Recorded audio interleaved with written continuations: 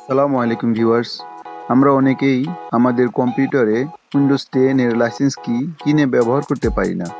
সেক্ষেত্রে আমাদের ক্র্যাক দিয়ে কম্পিউটারের উইন্ডোজ অ্যাক্টিভ করতে হয়। উইন্ডোজ 10 অপারেটিং সিস্টেম যেহেতু অনেকটা ইন্টারনেট নির্ভর, তাই বেশ কিছুদিন পর পর ডিসপ্লেতে উইন্ডোজের সিরিয়াল কিটি জেনুইন নয় এমন মেসেজ শো করে। এতে আমাদের কাজের ক্ষেত্রে অনেক সমস্যার সম্মুখীন হতে হয়।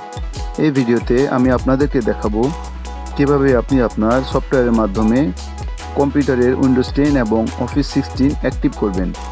প্রথমেই আপনি আপনার পিসির অ্যান্টিভাইরাস উইন্ডোজ ডিফেন্ডার ওপেন করুন।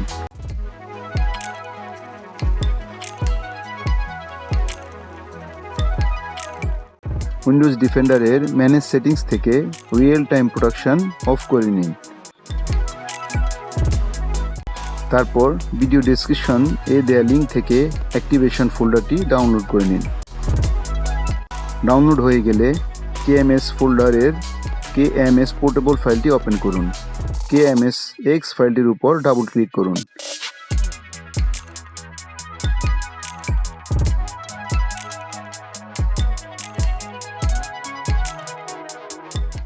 লাল বাটনটিতে ক্লিক করুন।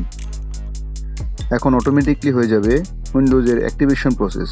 এভাবেই আপনি আপনার পিসির উইন্ডোজ 10 এবং অফিস 16 অ্যাক্টিভ করতে পারবেন যতবার খুশি ততবার। ভিডিওটি দেখার জন্য ধন্যবাদ।